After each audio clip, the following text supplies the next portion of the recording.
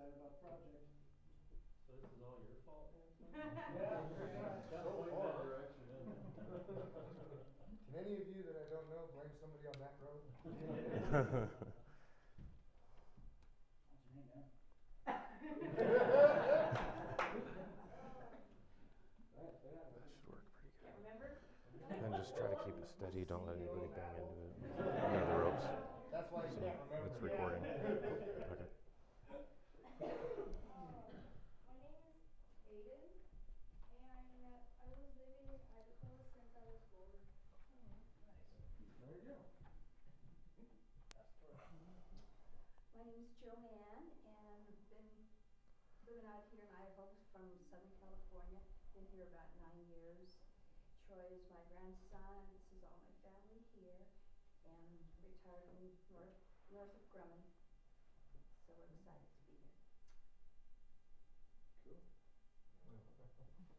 My name's Brent. I'm born here in I'm born in Sandpoint. I've been here in the valley for about 20 years. I've been in Thai for about 10 or so. I'm kind of helping Thai with on the bowling alley bumpers to keep us on track and with all the legal stuff as best as I can. You have the safety rails? I'm kind of the safety I rails. love you guys. I'm doing my best. There's a lot of stuff. So, but yeah, so I'm helping him with that part. I think that's you, kid. What's your name? Nico? Yeah? How long have you been here? A few minutes? My name's Megan, and I'm originally from Central California. It's been a long time. 1997. Joe, originally from Texas. I am also a good cousin. That man over there. I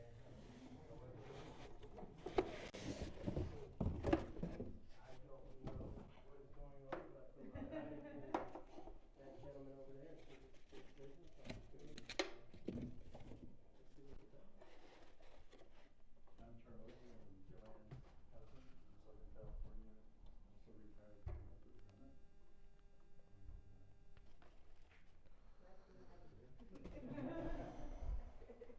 My name's Jerry. I'm from Southern California as well. Been here about 9 years. Currently, I'm a hospice nurse, and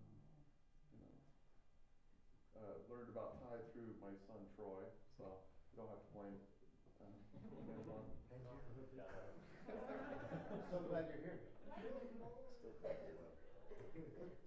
Jerry is my husband and Troy is my son. My name's Kim, and yeah, I've been here since 2010 and work at Eagle High School with special needs. My name is Caleb. I'm a senior at Eagle High School, and I recently made a chess club. Let's give that a round of applause. So, there's 2 reasons for that. One, that was really cool. 2, I need to sync up my mics, and that's how they do it in the movies, is they do that clap. That's one of those things, take scene 1, right? So that helps. That was positive. I appreciate that. So my name is Ty Jacobson. I'm from Boise. I actually grew up in this neighborhood right behind us. And I am the founder and creator of Sumcoin, and I really appreciate you all coming in today. So we know who to blame for that now. How many of you are new to Sumcoin? I've just drug in here, so a few hands. How many of you already been participating in it? Okay, so a few more. All right, it's good. So the purpose of this is, obvious that we want to create a few more people and be able to support the project to grow to, extraordinary levels, but we have to start somewhere. And today I look at it like we're planting seeds that can hopefully grow, and we've been planting a lot along the way that's gotten us to where this is at. I'm really impressed with the turnout that we've had already just in this kind of first meeting, right? So a lot of us are a little unprepared. I know that in ways I kind of am. But I wanted to try and put everybody into a room where we could ask those questions, because I know that there are many, and provide an opportunity to kind of answer them once over here, and when somebody else has a similar question about it, then we can answer that. We can just kind of all get to know one another, because that's really what this all works off of. You guys are all going to be your own Antons in a sense, and you know, when I went to ask for this room, I find out, you know, well, somebody had told me about this Sumcoin thing, and I heard about it from some lady and an Anton person, so good job, man.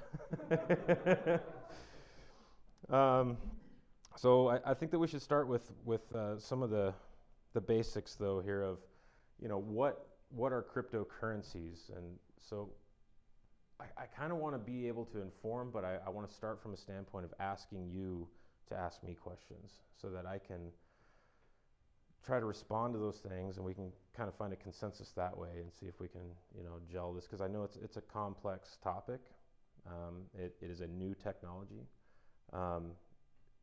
Bitcoin is the kind of the frontiers coin, if you will, that opened up the technology in the space. But a lot of people are just now hearing about it, and Sumcoin has been in development for a couple of years. So,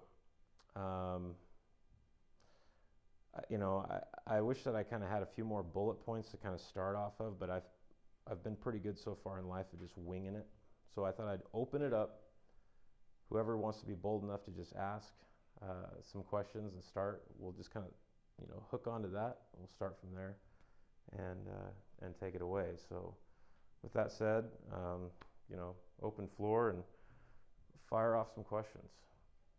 Because there's really no dumb one, you know. I think that we're all kind of here to learn, including myself. What is cryptocurrency? What is cryptocurrency? So cryptocurrency is going to be a decentralized ledger. And the easiest way to understand that is, if you bank with a bank, this is going to be out on the internet, so I don't want to name any names, but when you bank with a traditional bank, you are putting your money into their bank and into their central ledger. So the incomings and the outgoings are all centralized. And there's some vulnerabilities, there's risks to that. One really recent example is with Wells Fargo. Has anybody heard about the outage that they had a couple of weeks ago due to a fire? So Wells offline for about 24 hours. You could not get any money, you could not send any money, you could not bank. And with a cryptocurrency, what you're doing is you're removing that central authority, and you're putting those ledgers out onto many, many computers that are acting as their own databases, that are cryptographically secured through hashes that computers generate and secure. It's a decentralized blockchain. So it cannot be corrupted. You can't have any risk of outage or anybody coming in and just taking your property. Let's expound upon that, though. What other questions come to your mind after that? Well, I'm very new at this, so I like the fundamentals. You know, like how does Sumcoin compare to all the others? You know, there's some cryptocurrencies that are like 6 cents a share, and then there's others that are 2,000 a share. You know, so how does Sumcoin compare to, say, Bitcoin? Is it like Bitcoin? It's very much like Bitcoin. So Sumcoin is built upon the same protocol as what Bitcoin is. But Sumcoin solves a completely different problem, one that Bitcoin itself is going to struggle to ever really be able to solve. Because Bitcoin's so volatile. I mean, cryptocurrency in general, they say, oh, it's so volatile, goes up and down. You know, it's a little bit unstable. So I think that I can tackle both of your questions there in one reply, and that is, who here is old enough to remember Alta Vista? Anybody? Brent has to nod his head. Okay, so Alta Vista is a great example of a technology that represents the first person through the door gets shot. Okay? So that's really the way of things. The first person through the door gets shot. Okay? It doesn't mean that what they're doing or the name that they're doing it in is bad. It just tends to happen. So Alta Vista comes out, and they had a pretty good platform. It was like the first explorer of the internet, you know, the first interface of the internet, of browsing as we know it, right? Very antiquated, but it was functional to, you know, its day's extent. And somebody else comes along and they say, hey, we've got something that's a little bit better. And my sequence might be a little bit off, but the principles are the same. Then you've got Netscape and Microsoft and AOL and so many others that start to take and they build on that, right? And they're adding components to the fundamentals of the internet, whether that be dial-up, and we started to see things progress. That's always occurred in technology. So, if you will, Bitcoin is kind of like, in my opinion, the Alta Vista of the blockchain technology. Blockchain is a broad term to say, well, blockchain. Decentralized ledgers that are not under central authority, that basically puts everybody in this room as the bank. You are you're the person that has control. You know? So what I estimate would happen is that, what I saw happening and why I created Sumcoin was that who is the Netscape? Who is the Microsoft? Who is the America Online? Who is the Google? Right? And I'm not trying to solve all of those problems, but I know that those problems will be solved. There are going to be enhancements that are made on the Bitcoin protocol that help move blockchain along. So with my background in markets, it seems that the easiest solution is to do something that nobody had ever done. Everybody's focused on this problem right here. You know, you've probably all talked to me on the phone, and you know that I don't feel very confident in my analogies, but I'll try to find something in the room, and I'll try to, you know, run with it. I mean, you've got this pen, if I may, and somebody goes, hey, you know, we got this piece of wood is what it started out as, you know, and we can put something on the end here that makes marks. And then somebody started to figure out that we can put a grip on it. And then somebody started to figure out we can put somebody's logo on it and so on, and we can make it click, and advancements. I think that where blockchain is going is that we're going to have YouTube, if you will, that's decentralized. We're storing other people's videos that we don't even know, you know, and they're storing ours. And nobody can take that down. Censorship then is solved, where your content that's been blocked and you don't know why, and there's no one you can call, there's nothing that you can do. It puts the power back into people's, you know, control, I guess. And I got to looking at this problem like a math equation, and I went, okay, well, we're going to have some that are winners and some that are losers. I don't know how to pick that, but I see everybody every day in the market trying to. And I got to get a diversified portfolio, and I want to have 10 of, you know, the 10 different types of coins, and I want to have this many, and then the market moves and they freak out and they sell at a loss, or they buy at the top, and we call that just playing whack-a-mole. And I went, well, how could we solve that problem? The power of indexing, the power of smoothing all of that out. So what could that look like? You know, how could we sum that up? And then the idea just kind of hit me, Sumcoin. So I came up with a Bitcoin-based blockchain to store these coins in that are because there's no argument that Bitcoin is secure. But it's kind of slow. So we sped that up. And then we added segregated witness to it. And then we figured out how to create a decentralized algorithm that couldn't be tampered with either, so that you couldn't be subject to price manipulation. And I say we, it's been me and a few other guys, but and a couple of years, but we're now there. We've gotten adopted into 76 countries out of 4,500 ATMs with both buy and sell functionality. We've got a few remaining pieces left with mobile functionality and some others. But that's the problem that Sumcoin solves, is it takes the complexity that is all of these coins, the 6-cent one, the $2,000 one, and you roll that all into one that people can really wrap their head around, because they're at home going, what is this crypto thing?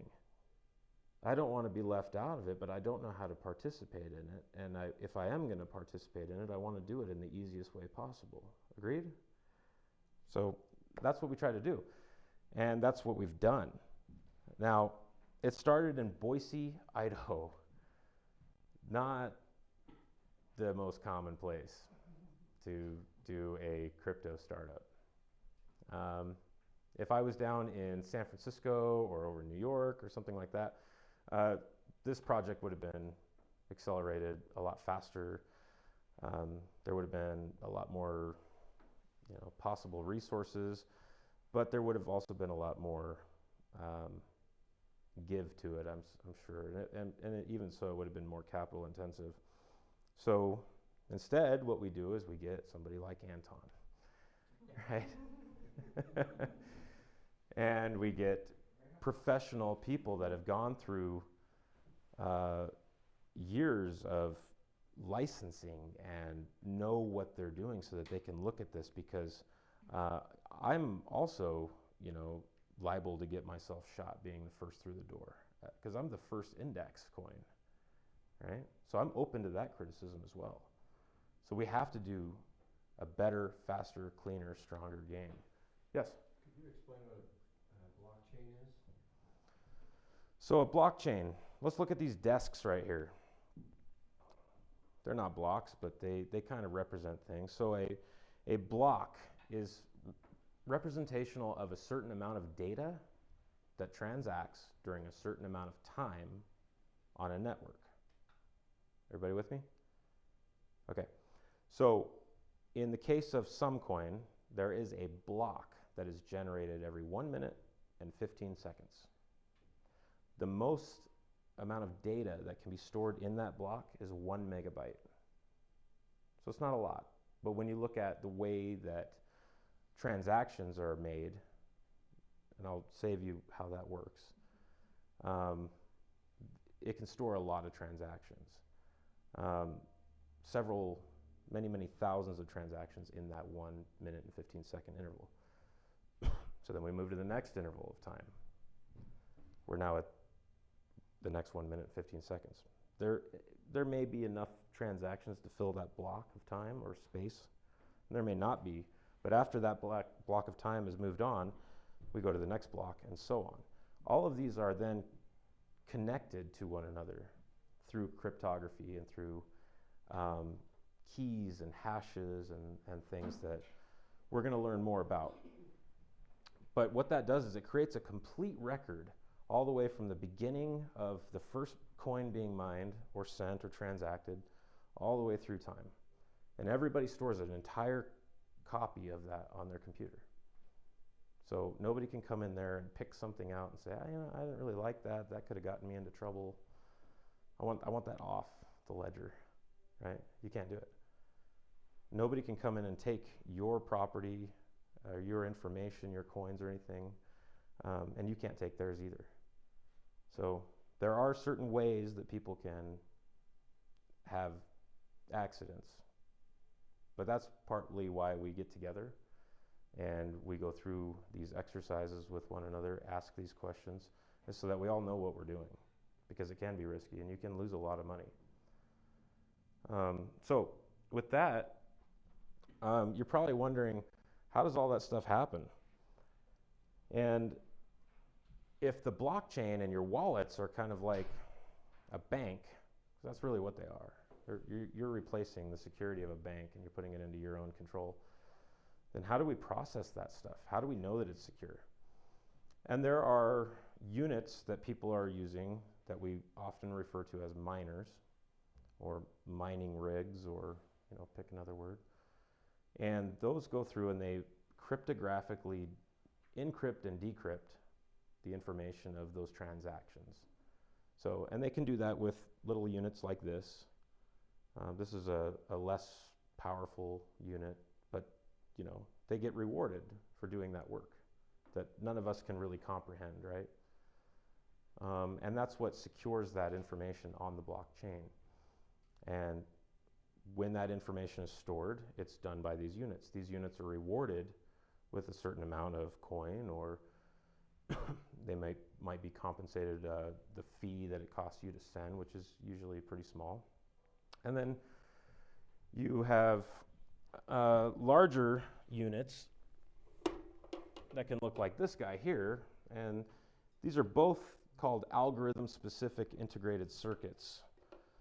You can also do this with your computer chip in your laptop, but each one carries a different power level, but the principles are the same. And so based on the hashing power is what we call it, or mining power, it creates a proportionate reward to the person that's contributing that power to the network. So now what we've done is we've said, okay, we've got a Sumcoin wallet, that's my bank. These are like the Visa or the MasterCard of the blockchain. Does that make sense? So you're kind of eliminating the need for third-party services and banks and so forth. So you're saying that box right there processes the transactions? Yeah, so if I was to go in and send a transaction to you right now, there are people all over the world that have these units. And if they're participating in mining Sumcoin, then they're going to be getting a portion of that fee. And then when they're not working on transactions, they'll be working on unlocking new coins. And that stops when we get at 100 million coins. Bitcoin, you've probably heard, has got a limited amount to it at 21 million. Sumcoin is set to 100 million. So there won't ever be any more than that. So Bitcoin kind of started this whole thing, as far as a lot of people think of Bitcoin, they think cryptocurrency. Sumcoin has made improvements from that, right? Yes. So right now, Bitcoin is a lot per share. So do you see what you're hoping is that people will come over to Sumcoin once they know about it? Well, the problem that we're trying to solve is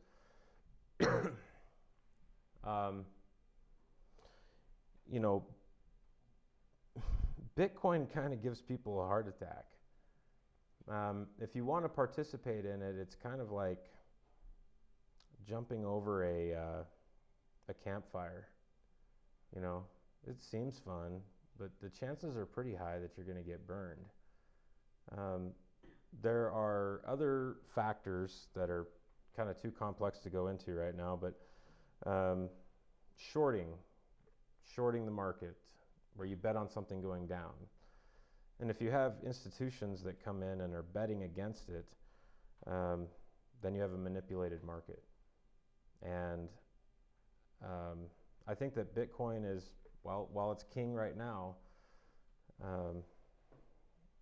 I don't know that it will be in the long run, because the supply is simply too small of it. 21 million is not a very sustainable number for 7 billion people on the planet, and we don't work in decimal points, right?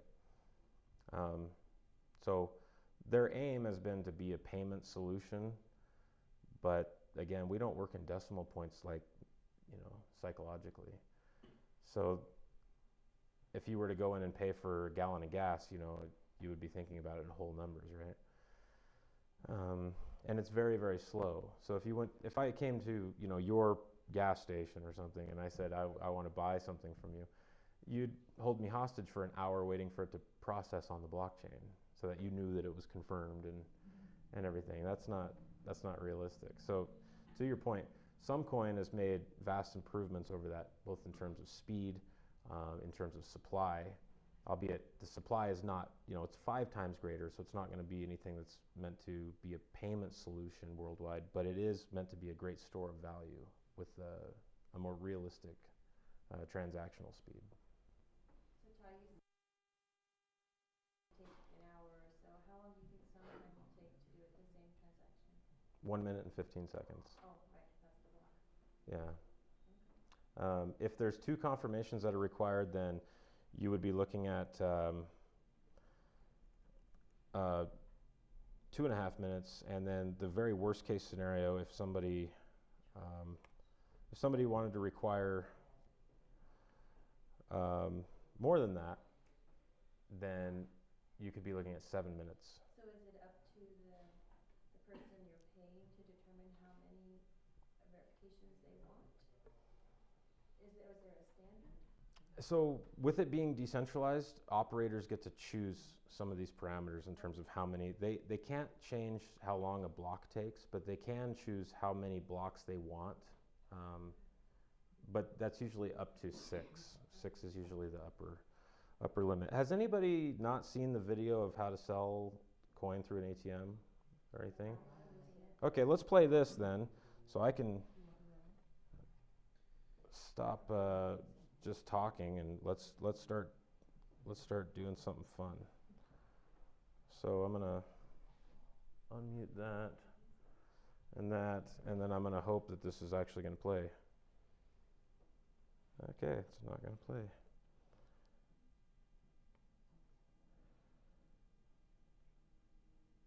Was this working before? We had noise, right?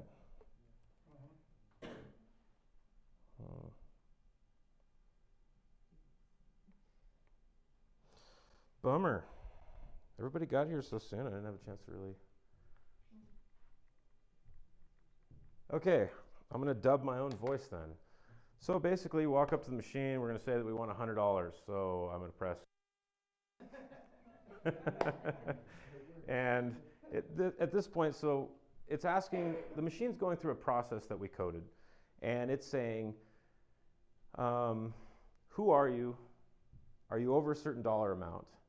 Are you verified in the system with a fingerprint thing? There's certain things that you can do there to bypass having to prove who you are every time and pass a quick test. There are certain rules known as know your customer and anti-money laundering. I'm going to pause this really quick. And those are federal rules, and they vary depending on state and country, and there's a whole bunch of different variables associated with that. These machines right now are going to be owned by your gas stations, I've seen them in pawn shops, I've seen them in computer stores, I've seen them in really a myriad of places, and they're coming up more and more and more all the time. So Sumcoin is the 4th coin in the world to be able to both buy coin out of.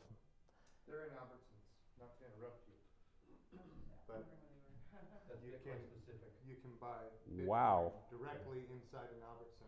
Okay. In Western Union So- and a lot of places. Very good. So when I got started in this, there was 1,500 ATMs, and this was my goal. Because part of having an index-based coin is how do you ensure the price, right? With open buy and sell market, if you have a whole bunch of coin and you come in, you could stomp on all the bidders that are there, and then you're subject to price manipulation. So how do you ensure the integrity of an index coin? And well, its price is set algorithmically because it's following, if I haven't said this already, I apologize, but it's following the top 100 coins by their market cap, which is very dynamic, especially when you get into the upper end.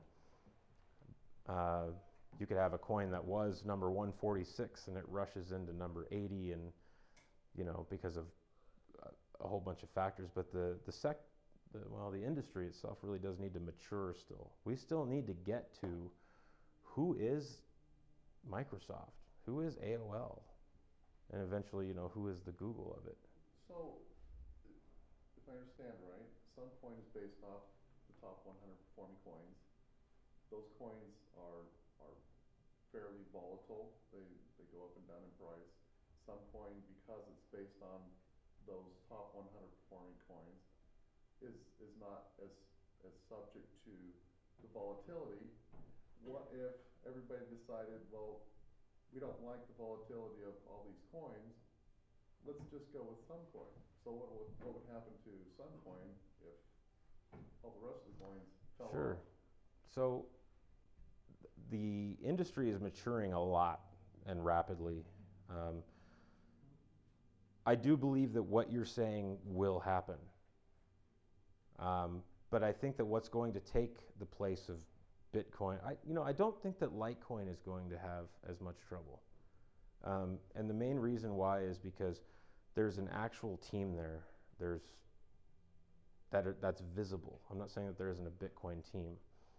And I don't even want to pick on Bitcoin, but do you want to put all of your money into something where some guy that we don't know who it is, named Satoshi Nakamoto, I don't. And we can see that we can improve on that technology and we can make things much more realistic for actual trade. So I think that what's going to end up occurring, to your point, is the banks are going to come in and there's going to be specialized systems that come in. They use blockchain. They use cryptography. They use crypto. And they say, we're going to make this coin-based. And we're going to have that asset tracked by these coins. And some coins' algorithm is going to go out and it's going to track whoever those top 100 most valuable are. And it doesn't discriminate. So it doesn't care if the new JP Morgan coin ends up racing up to number one tomorrow. If there's, and we hope they do, because if there's trillions of dollars that are flowing in there, the people that are holding Bitcoin, they're done. But the people that are holding some coin, they don't even have to do anything, because we're indexing their value. I think some coins like 59 right now or something like that. I haven't looked at it in a couple of days, but yeah. But the 59, if that's what it is an average of the top 100? Is that right? Is that where it's kind of like a mean value, but it's a sum value after an aggregation and through an algorithm's been processed. It's kind of like the S&P, the Dow Jones, the Nasdaq, exactly like that. From what I understand, the Suncoin's value is not included in the top 100 algorithm, so it's like it sets itself out as that. It excludes itself out of, because Suncoin is now the number 12 coin by market cap value in the world. Yes, it excludes itself out of that. So $1 billion of that value is, roughly, is then eliminated from the equation, right? So it'll always ignore itself. So the idea is you don't have volatility of the pump and dump scheme. Yeah, so the hope is that we take that value, which is pretty heavy on Bitcoin right now, but it's shared by many others as well, and we're trying to spread that out, because it's like a big mountain. It's like currently like about, a $60 billion mountain of value Bitcoin is. And there's a lot of other value. There's another $100+ billion of value. But we want to try to take that, and instead of being like this, we want to kind of smooth that out. And we want to get a more clear snapshot of what is the market doing. When we get on TV and we look and see the news for the day, nobody's really talking about the nitty-gritty moves of IBM or McDonald's. I mean, they will, but nobody's really looking for that. They care about if the Dow went up today or the Dow went down today. And so your comparison then is like your Ethereum and Monero and Litecoin and Bitcoin and all these other coins. This is McDonald's, Caterpillar, Pepsi, Coke, Walmart, and Amazon, and we're the Dow, and we just encompass all of them, essentially. Our movement is tracked by how well Coke and Nike and Under Armour do. yeah, Basically. Exactly. Those are other coins, if I'm understanding correctly. In that analogy, That's your that would, Litecoin, that's your whatever else is out there. exactly. The difference is the Dow is, or the NASDAQ is a specific set of these stocks. It doesn't change. Suncor doesn't care. So It's ours- the top 100, period. End of discussion. And as they come in and out, Doesn't matter. it's like a revolving door. Yep. Admittance for the top 100, and we just continue to index who's in, who's out. Yep. It goes in and out. Yeah, so it's not like stock specific. It's more like Sure. whoever's in the top 100. This guy's leaving. This Get a guy's little coming bit more in. light. And that's how you keep the volatility low. Yeah, when Bitcoin took that big dive a while back, and they lost like 40% or whatever, we only lost, you know, I think they lost like $3,000. We were down like $10. Right. So it mitigates volatility. It, like you said, I think it's a great store of value. I love the fact that it can't be screwed with. You know, they were saying that they were suppressing the price or propping the price of Bitcoin up, and you know you can't do that with this coin because it's based on the top 100. Sure. And the only way for it to go to zero is for the entire market to tank. So there's no way for this to go to zero unless, even if there's one coin left in the world, it still won't go to zero. Hey, welcome. Find a seat. You can probably get on over here actually if you want to sit up front. And I'm trying to find a light switch in here, but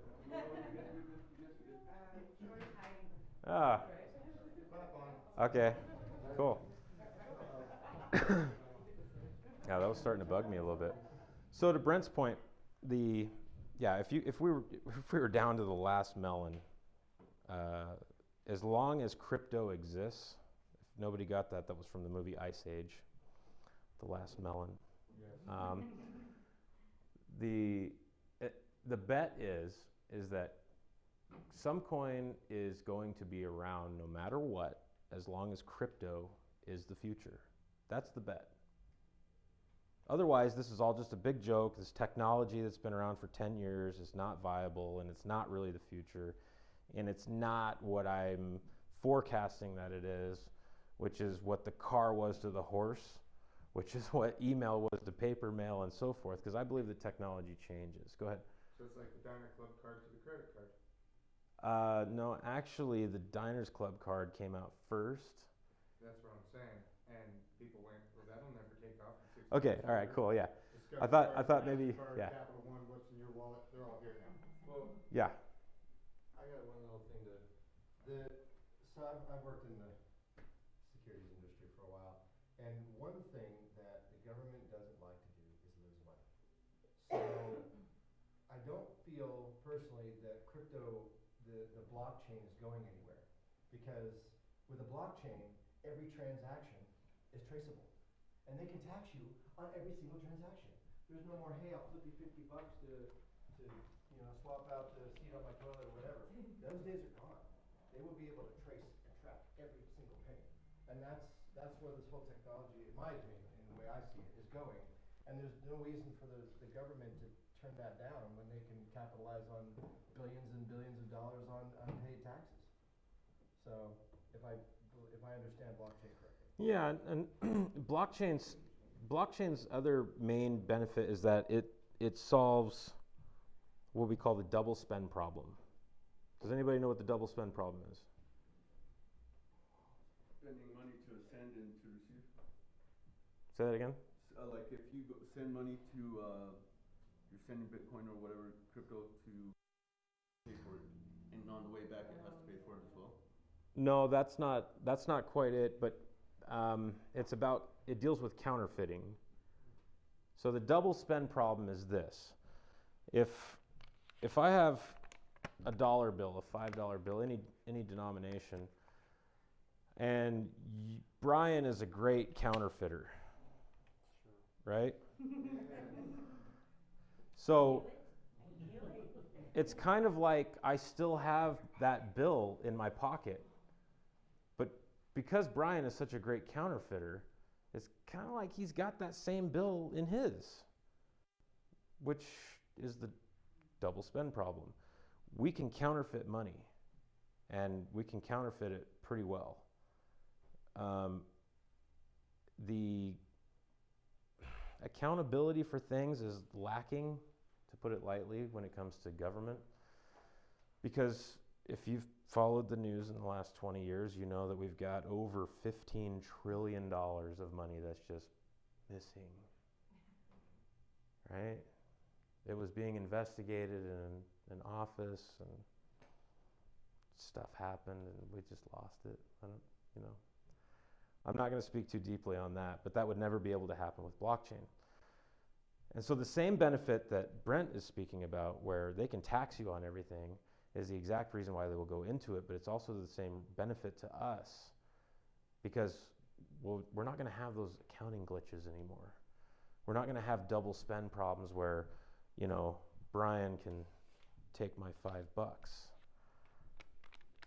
You see, we're alleviating a lot of things. This is really antiquated technology. It's paper. I mean, think about that for a second. We live in 2019, where everything that we do is online. Why are we using this? Mail, contacts, all of it. Now, people would argue, well, we're using debit cards. They've got chips in them. They've got chips in them. That must be good, right? They're more secure and everything. There's fraud and counterfeit and everything that's going on right now. And you cannot double spend a Bitcoin, a Litecoin, a cryptocurrency in general, a Sumcoin. And there's a huge benefit to that. So it's still in its early stages, so I don't know that they've gotten all the kinks worked out yet to be able to tax the, what did you say, changed out your toilet seat? But it's coming. And I think that it's in everyone's best interest to be aware of this, so that they can make an intelligent decision and say, I want to be a part of that. Because Fun fact I heard the other day is that they are, the junior high school students are getting these flyers about how cryptocurrency is the future. So they're starting to teach children. yeah. And if I walk closer to anybody that's speaking, it's because I have this lapel mic here, and I want to be able to pick that up for the camera. So don't think I'm just trying to walk up and be too much in your business. But that brings up a really good point. Has anybody noticed that our education system is different than maybe when you went to school? Okay. Scary. Yeah. I'm encouraged to hear that. Yeah. I like hearing that. Yeah. Because so like my mom and I went on a trip recently to Cupertino. And the scary thing about it is that it seemed like nobody was American there. Everybody that worked near Apple or at Apple they weren't from here. So I had to ask myself the question, what is going on with our educational system? And the fact is that it's in need of improvement a lot, because we're still teaching people about, I don't know, I wasn't really paying attention in school, but yeah, he was with me all the way on that journey. But that's what we're doing, is that same stuff that we're doing that same thing that we used to do. And we need to be teaching people about science, technology, engineering, math, because that's the way that the future's going. And if that's a whole nother problem that Sumcoin cannot solve. But maybe the people who are participating in things that can, have the time to do that can. Because that's a huge concern for me. Now, I'm self-taught. I tried to go to school, and I couldn't get it. It was not for me, the way that things were structured. So I used other technologies, but I don't think a lot of people are building those technologies here. So I'm really encouraged to hear that they're pushing on that stuff in schools. What's your impression of that when you hear it? Oh, I think it's I think it means there's confidence, that crypto is gonna be the future. This particular flyer was a 4-page flyer, and I looked to see who put it out, and it was put out by Time Magazine Science for Children. So, I think that tells me that Time Magazine thinks this is the future. Time Magazine's a pretty big deal. If that doesn't say something. Right. Well, Exactly. it was a neat flyer. It was, I brought it Very home, yeah. informative and, went through the basics. And it was at child's level of understanding, so, yeah. So we understood it. So we understood, yeah. Grandparents understood. Yeah. Well, That's what I need. so that's the bet. Is we all want to participate in cryptocurrency because we believe that blockchain, which is a pseudo name for cryptocurrency, is the future.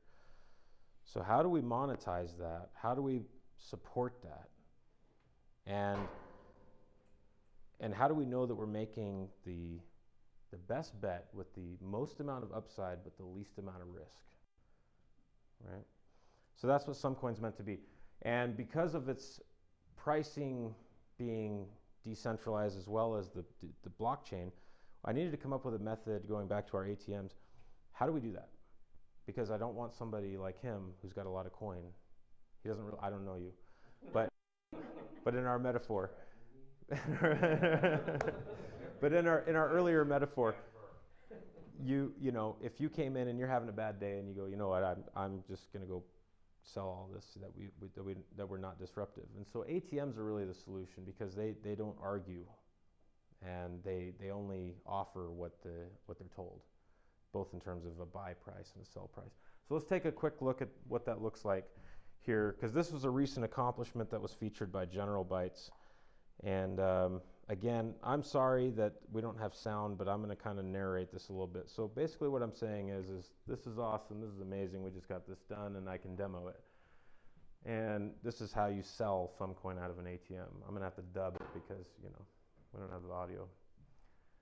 So you walk up to a machine and you'd say sell. Machine's going to ask you some questions about who you are, how much you're wanting to sell. If you're under a certain amount, you don't need to give it any information about you. But if you're over a certain amount, then you do. And that's based on federal and state rules. At that point, you would select an amount that you want to sell. That can be done in different increments. In this case, I'm saying that I want to sell $100 worth of coin. And it's asking me if I want text messages to update me about the progress of this as it goes along.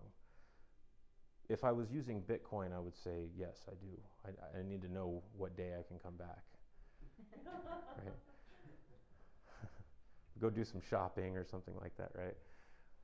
But Sumcoin being as quick as it is, I can comfortably stand there while it processes on the blockchain through these machines that I've shown you. And so in this case, I said that I wanted $100, and it printed me out this voucher. And are you able to see this on the camera okay? Are you able to come in? So this is the, you know, who it is, where it is, when it is, why it is, and then this is a QR code that it's generated. And that QR code corresponds with that exchange rate and the number of coins at that value, right, of the dollar amount that I want. So I pull out this app that I've built called Sumfolio, and we scan that QR code. And it pulls all that information up, and it pre-populates it all. So all I have to do is just send my authorization PIN. And it's going to send that coin to that address that the machine has generated, because it's saying, give me this coin so that I am sure that I've got it, and then I'm going to give you that cash. And so that's what we're doing here, is we're validating that payment. And it's all happened that fast. It's almost faster than what I can talk about it. So it's pretty, so the payment is sent. So then the clock starts, 1 minute, 15 seconds. And this was a video that I'm trying to make for demo purposes. So I had another QR code that had already been generated that I'd already sent a payment to and everything. And I talk too much. So, you know, I'm probably talking about something against Bitcoin here. But then you'd walk back up when it's done, and you say redeem ticket. And again, I love Bitcoin. I really do. I owe everything to Bitcoin. It's a little bit old at this point, being the new or the first to do it. So I said redeem. I held my QR code up. The machine saw, hey, I got the coins that I needed to release that money. And so it starts releasing money right away. And in this case here, it's using the bill recycler, so it's trying to give me 20s instead of a $100 bill. And my receipt. So everything's accounted for there. It's all stored on the blockchain. It all came from coin that was on the blockchain, that was shared to this machine over here via the blockchain, that was processed via machines like these on the blockchain, and then it was released through an ATM back into US dollars based on the exchange rate of the Sumcoin algorithm. So that's scalable. We can put that into any ATM in the world, in an Albertsons, in a gas station, and you can take your money, be right with you, and you can say, I kind of want to take a look at this technology. I don't know if I really like what inflation does. You know, I'm losing 3% a year. Is crypto the future? This was what my interpretation of the safest way to do it was, and the ATMs are meant to be a first step towards, you know, gaining accessibility to put your money in, take your money back out, and then ultimately want to try to get that built out, demonstrated to other potential partners, get onto larger exchanges, whether that be Coinbase or, you know, Gemini or whoever that may be, so that we have increased liquidity and more faster ability to get in and out through more and more means. Go ahead. Now the ATMs, they have a finite amount of money in them, right? ATMs will have so much allocated for some coin, so much allocated for Bitcoin. So the ATMs are going to have as much money as what the ATM operator carries in it. But in essence, they're kind of like a bank. And so they kind of have these responsibilities if they want to be around to keep money in their machines, because they are charging a fee for that service. So that is how we ensure that there's still a supply, that money doesn't just run out, because they've kind of signed up to be in that business model, is that they're going to be selling coin, reappropriating some of that cash to go back into buying coin back, and there's a circle of life that exists there, if you will, right? But it's not divided in which coin they're No. getting money. How much do they charge for the transaction? Okay, so the machine that was downstairs that everybody walked past, last I knew, was charging about 14%. To buy? Is it higher? I looked the other day, it's like 16 something. Okay. I have no control over what somebody charges out of their machine.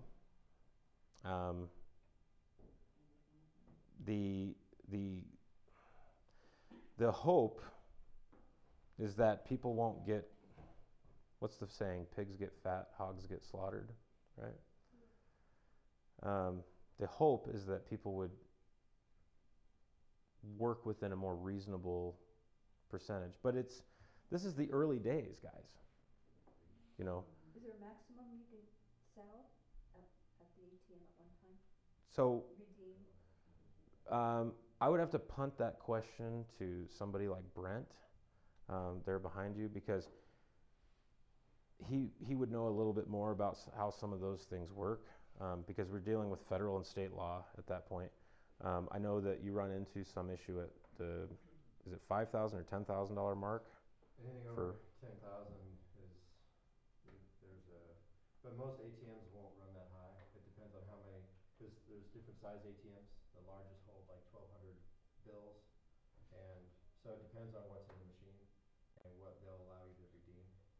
So, but it looks Yeah. like a lot of them are, you know, around 1,000, 5,000, kind of towards the top. 10,000, just under 10,000 is a lot of machines, like over in Oregon. But isn't that because federally they have to alert the Yeah, it's IRS Yeah, if it's like it's over if you 10,000? go If you and go buy to a car, Yeah. put $10,000 down instead of $9,999, automatically generates a form to the IRS saying that you spent $10,000. Even if you were to withdraw $10,000 out of the bank account of your own, they could still alert the. Right. IRS that you're conducting a Yeah. withdrawal transaction that is in excess of the 9999. Yeah, it's, ATM, I don't believe ATMs are, like, the purpose of it is to redeem large quantities of fiat cash. They're more of like, you know, hey, I wanna go buy some coin and, I'm just gonna cash this out, but not large quantities. You know, now there are, like I said, in Portland, I think there's 11, as far as two-way machines that support more than just Bitcoin. Bitcoin, man, you can go anywhere and buy Bitcoin at whatever fee they charge, Western Union, Albertsons, whatever. But to deal with the other currencies, with like those ATMs, the one he has will have other currencies on there. So they're more of they're not made for large redemption. So that's what the exchange is for. So Brett and I have kind of talked about this before as a phase 1 and phase 2. Phase 1 would be to get the ATMs, this is speaking locally here, we want to try and get the Department of Finance's final approval on things. It is the Department of Finance. And there's some challenges there. Nothing scary. It's just that we want to make sure that we're doing everything correctly, because we're kind of writing the book on some of this stuff. And we want to make sure that we're able to help other people that might come in and say, I'd like to own an ATM and I'd like to be in that business. But having said that, I mean, when we've got, I'm not sure what the dollar amount is right now. I think it's about 16,000.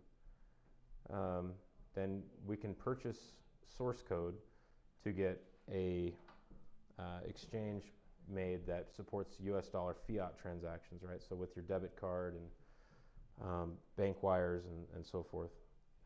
That would then put people in a position where, is anybody not familiar with Coinbase in here? So everybody is familiar with Coinbase. It's been in the news recently too. Okay, because I'm not sure, because I'm not getting anything. Exchange, right? It's an exchange. It's a very large exchange. Yes, it's very simple to use. It's online and it's on your phone. And so, what we want to be able to do is get an option where, because as I've approached some of these other exchanges, you say it's an index-based coin.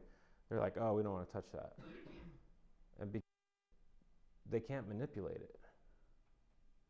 I mean, that's part of the game, it seems like, when you deal with banks and institutions and exchanges and stuff. Brent can probably speak more intelligently on why that is, having spent the time that he has in the brokerage business. But we kind of have to create that first example and put it out there so that other exchanges say, me too, right? You can't be the only one. Because one thing that's certain on Wall Street is greed, right? You can't be the only one. If you're going to do it, I'm going to do it too. That's the attitude. I know that much. And we've had some extraordinary, I'm going to say, potential partners come in the last 24 hours. If you've seen the movie Banking on Bitcoin, there's a couple of different people in that movie that have approached another team member and myself.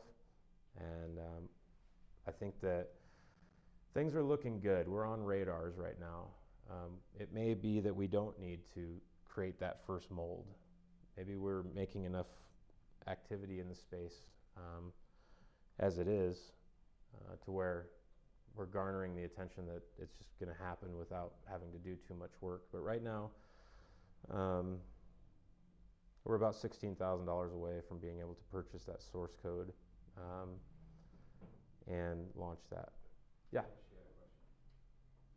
How do people hear, other than like word of mouth here, or people hear things? Do do you advertise somewhere? If I was somebody just wanted to get into cryptocurrency, I just look up cryptocurrency and then I'd see Bitcoin and different companies? Or how do they know about some coin? Yeah, so we Is there a trend chart? So if I was gonna look at Bitcoin, I see their trend chart's really volatile, and I saw your name, I can click on that or something. Is there a trend chart that would show me? Cause I'm not talking to you, or I'm not talking to anybody. I guess if I was getting into cryptocurrency, I just wanna know, well, what's their trend? Are they making money or are they losing money all the time? So that's not actually quite exactly how it works. Okay. So if you're purchasing or holding some coin, it's not like a stock, like a company goes out, they're private, they IPO, and you're holding stock in their company and based on what their quarterly earnings are, their dividends and things like that, right? That's all I know, so. Right. So what it is some coin itself is decentralized. So we're building the code and we're supporting that network, but it's really through the help of other people that want to come in and help support that, right? So it's not a business model. Yeah. So there's some people that go along and they can contribute through what's called open source software, and that's kind of help what keeps things progressing, if you will. But there isn't anything to say what is our quarterly earnings or something like that, because that really doesn't exist. Well, a trend chart like Bitcoin has. Like a chart. So it's just a price chart. Okay. Okay. Yeah. Went up and then went down. Yeah. So let me see if I can. And you probably you have social media that you get the word out, or. Trying to find where. I think part of it too is right now, it hasn't generally wanted to be released at that point. You know, you need all these different things in place first, and then once it's mass launched. Yeah, if you put the cart on the horse, then what happens is. Horses don't push. It's a quintessential chicken or an egg problem a lot of times. What do we do right now? What do we do first? Well, what if we do this? Well, then, and then the law gets involved, and we have to consider that, and it's growing pains, just like any other object out there. But the main thing was we needed the ATMs to have both buy and sell functionality. I was pretty dependent on other people that I didn't really have any control over, and I know some of you have heard me say, it's going to be next week. It's going to be next week. It's going to be next week. It was not next week. It took a few more months. But now we have something to say, this is how it works. It's demonstrated to work, right? And then we have to be able to show the ATM operators, how do you turn it on? Then we need to be able to show them, why should you use it? So to your point, this is only going back to February 10th or something like that. But if you look at that, Brent, what's your take on that as somebody who's looked at more charts than I have? What is it representing there? Well, I mean, it would be easier to, that's representing the price, but basically that's just kind of like the Dow. It's just showing you a snapshot of what the actual market's doing. So when the spike came, that was, I think, Bitcoin. What's our percentage right now of Bitcoin to our price? I think that the dominance is about, did you say 59? That's what I was thinking too, yeah. So about 60%. 58, 45? About 60% of our value, some coin's value, is based off of Bitcoin because it has such a huge portion of the market, right? Yeah. So when Bitcoin tanked out on the 25th of February, that affected us. Now Bitcoin dropped like $400. We dropped $5. So which is because that's the average of the top 100. Correct. price, so Correct. some of them didn't drop. So down, Litecoin, some Yeah, did. Ethereum went up a little bit, Yeah. you know, so it's taking the entire 100 stocks and the market cap, so the total value, runs it through his little digits function there, is whatever he does. You said 60% Uh, of our value is Based off based of on Bitcoin, Bitcoin. correct, Okay. because it has such a large portion of the top 100. Well, and that's Yeah. right now. Yeah. Right. There, it's gone lower, it's been higher, but the bet is that things are going to smooth out, and there's going to be multiple Bitcoins, if you will, in terms of value, you know, and market dominance. And if we go back to that double spend problem, and we digitize our currency, does anybody know how many trillions of dollars are in circulation? Lots. A lot. Okay? Guess what happens to Bitcoin the moment that the US government digitizes the dollar? Anybody? Probably lose value. It'd probably lose value. That's a great, yeah. Okay. So who wins in that scenario? Obviously the government's winning, and Well, then would the government's currency be one of the cryptocurrencies that On the we're based index. on, right? so if some coin's tracking the top 100 coins by market cap value, and everybody goes, wait a minute, what's the digitization of the dollar going to do to Bitcoin? Wait a minute, that could be bad. Wait a minute, I need to get this new Fed coin. I'm kind of like casting a net, right, with some coins saying, bring that value, let me index it. Is some coin the only crypto coin that is the sum of Yes. coins? It's Okay. nobody's ever done this before. There is a Coinbase index, but it's not a coin. It's Is that what the It's- definition of index coin means, that it's based on? that it is an actual transactable coin that works off of blockchain, right? It is, you know, a mineable and decentralized object, but that its value is predicated on a calculation of other assets. Yes. So I have a question. Sure. Okay, so assuming the government brings out a digitized US dollar currency coin and puts that into circulation and says this is usable and this is validated and this is everything, isn't that our shot as far as, so Bitcoin is Alta Vista in your example, and we are AOL, and we don't need to be Google, we just need Google to come along, knock it out of the park, and we just index them? Yes. But we're not even meant So to we be. don't even need to be the We're top not even. coin, We're not we even meant. just- We're not we even want meant to be more AOL. coins to come. We're not even meant to be AOL. We need those other people that can solve those very specific problems. Maybe there's a company out there and they want to make a blockchain Netflix. Okay. And they've got be right with you. Well, they've got a Netflix coin. I don't know. And or Amazon. Maybe they say, hey, because it's tough being public, right? Maybe they say we want to be a coin. We want to be decentralized in that manner. I don't know how that would work, but they might be able to make a security token, and all of a sudden they've got their value that floods over. Then they're solving a specific problem with video, In the space. and they're making money with it. Yes. That brings value to crypto, and we're just indexing a piece of that. Right.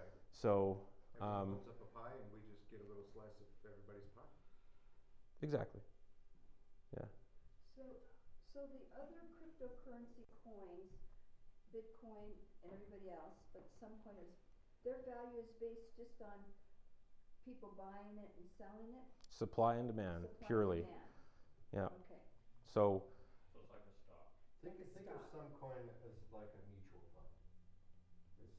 It's like we're taking a piece of all the top 100 Yeah. coins. Well, and they we're- always tell you to diversify so you don't get, and some lose coin everything. does that for you. Why buy Yeah. 20 coins Yeah. when you can buy some coin which does the diversification Yeah. for you? Yeah. It's your portfolio. And automatically. So it's kind of like an automatic adjusting portfolio. You never have to call the manager about it, and you never have to question if he really did balance your portfolio for you, you know?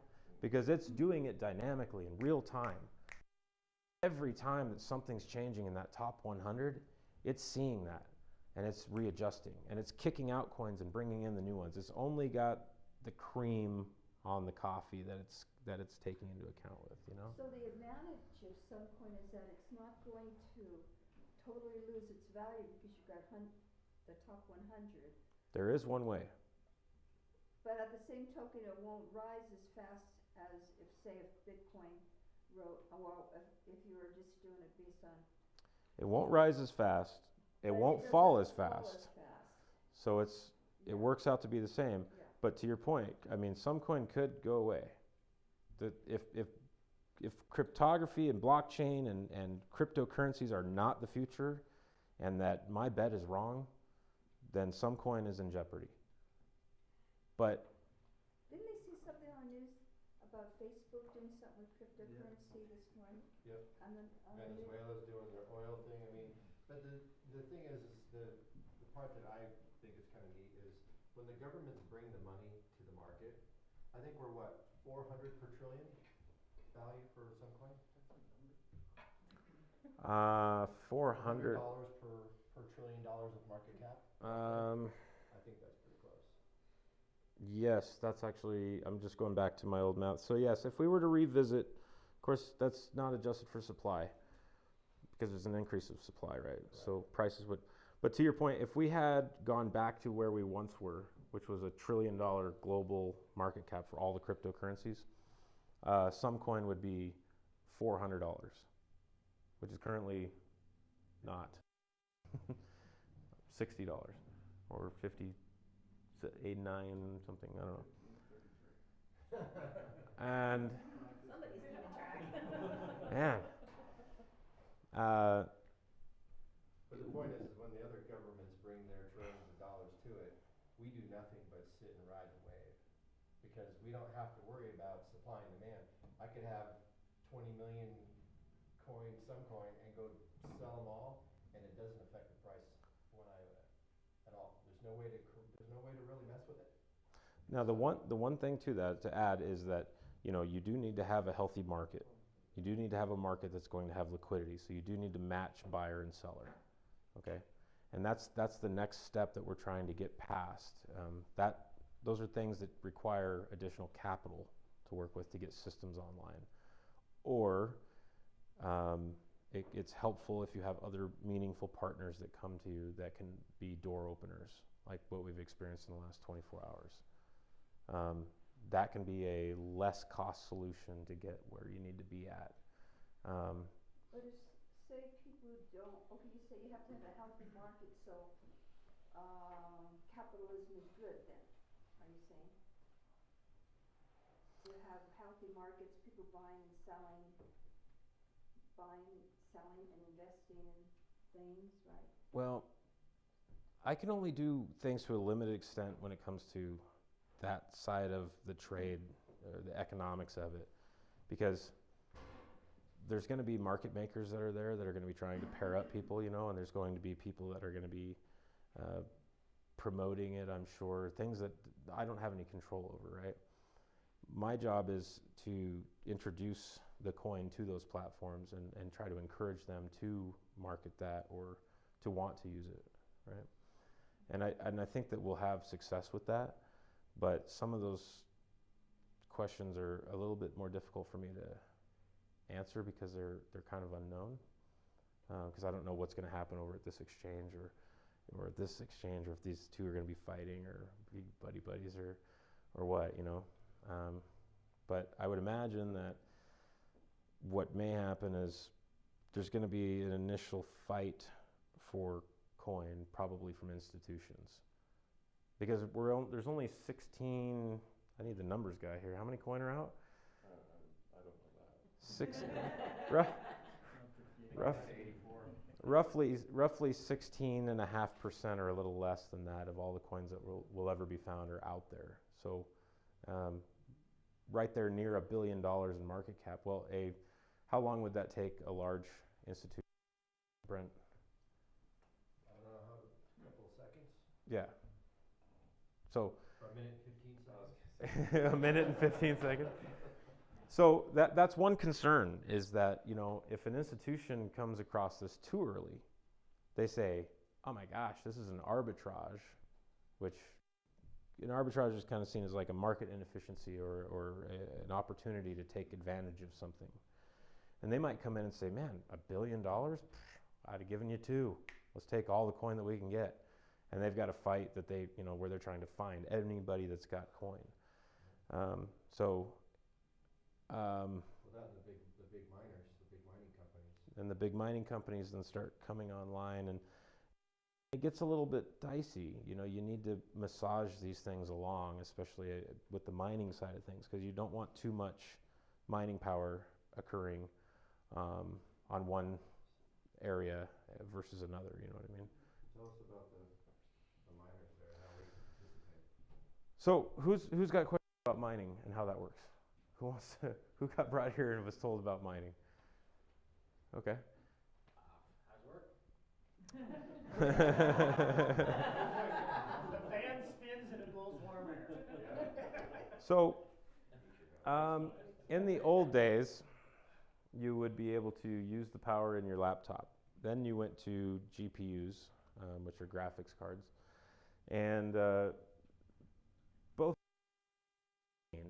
especially the GPUs, because a lot of people would have something go down, something would fail, and then they don't know what they're doing, they don't know how to help it along.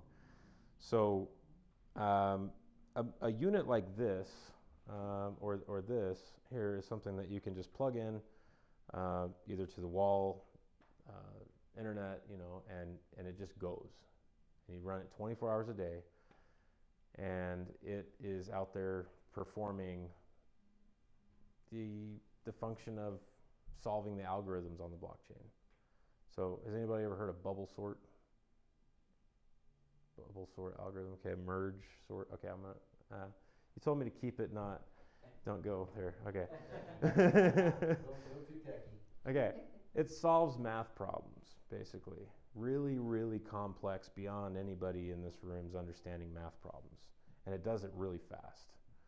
And it's basically competing to be able to verify that it's gotten the right answer above another competing peer. But if we put them into what's called a pool, and they're all cooperating with one another, then everybody wins. So when this one solves the problem, this other one that's in the pool also contributed X amount to that problem. So it gets compensated proportionately. And then there's a disbursement that occurs.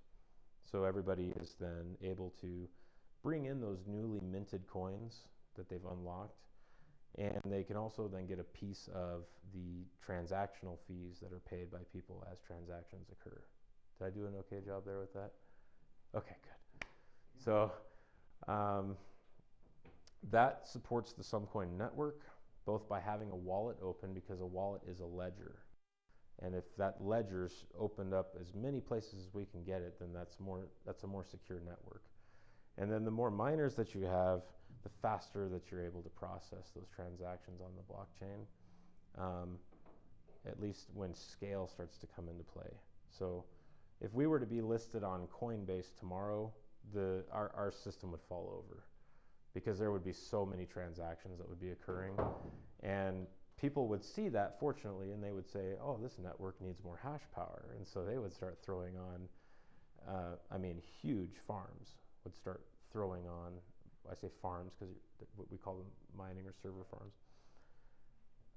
People who have 200 of these things would start throwing them on, and everybody in this room's chance to mine coin at any meaningful level would vaporize, right? So there's an opportunity there for everybody here if they want to participate in mining coin, and then hopefully, introduce some other people. We have units that we're selling to people who aren't interested, and we can set those up. It's really, John and Felicia, you both experienced it. How's your experience been with it? Have you Keeping the room warm and have you had to touch it or anything? We've never had to touch it, we just watch the money run come in. Okay. Early on, I had some issues, and my dad, who is not happy with computers ever, I was able to walk him through it at my parents' house, because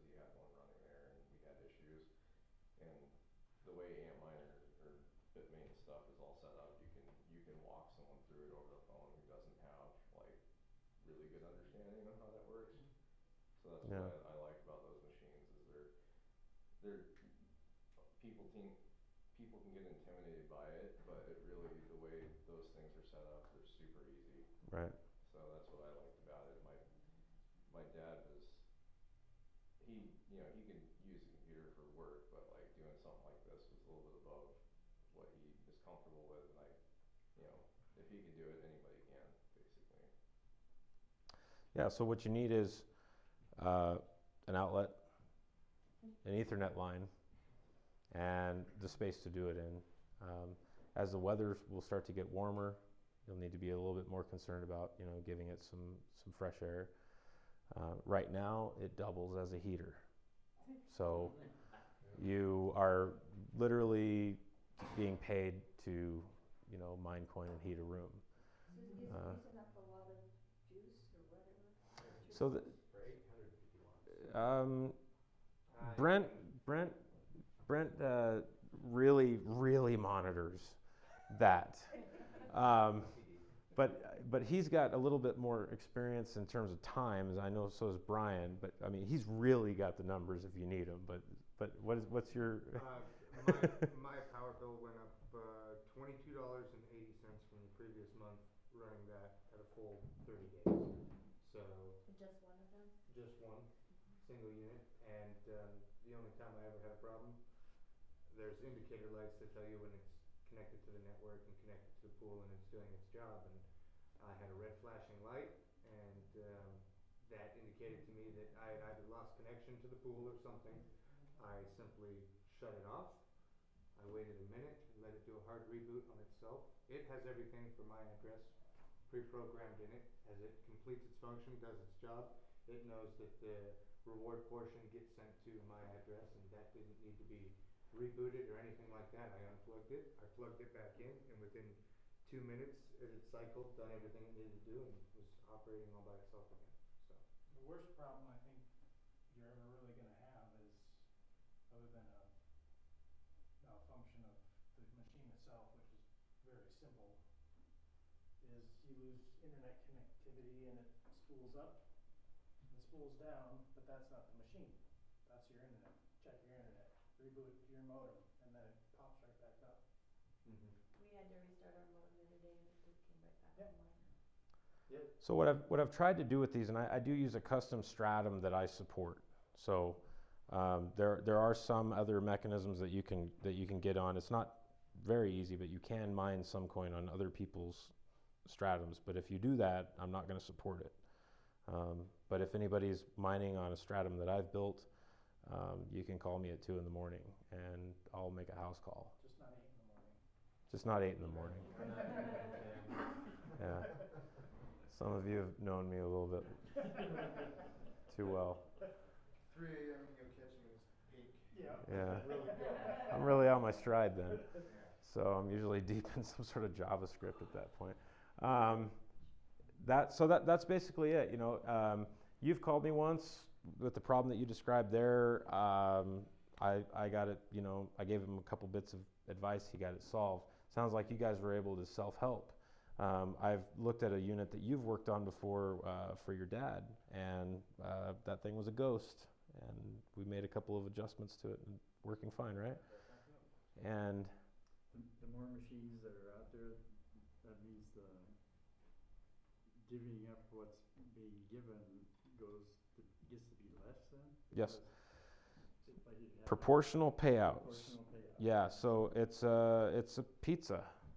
Okay, the more miners that are out there, the more slivers it's broken up into, in order to make those rewards. That's when the difficulty goes up, basically. And that's, If you hit that 100 million or whatever, it goes just like Bitcoin, it's bang bang. yeah, there's no more coin to be found at that point, and we should be scaled sufficiently to where we're doing, millions of transactions a day for one amount or another. Not millions of coins necessarily, but potentially. So this is the kind of like the prime, the way my mind works. is So like, this is ground floor basically. This is the first meetup. I'm just saying like, but After- in the long run though, once you get to that, once you're maxed out on how many coins are out there, then it goes to like the plan to mine that one, right? The miners are still rewarded, but they're done through mining fees. So you will see a decrease in the number of needed miners out there, but at that point you should have a much more decentralized network to where you don't have people that have too many miners. Has anybody read up about what a 51% attack is? Okay, a few of you. So 51% is basically if an entity is sophisticated enough and they are generating 51% or more of the hashing power, the mining power, when I say hashing, that's what I'm talking about, on a network, they could, in theory, go and start to alter block information, transactional information, which is a known security risk. But if a person takes their time and does things methodically and is aware of that and tries to work on distribution of coin, distribution of mines and so forth, and they do that the correct way, that risk should be very, very small. And one reason why I've gone 2 years before even having an initial meeting is because I want to measure twice and cut once wherever I can.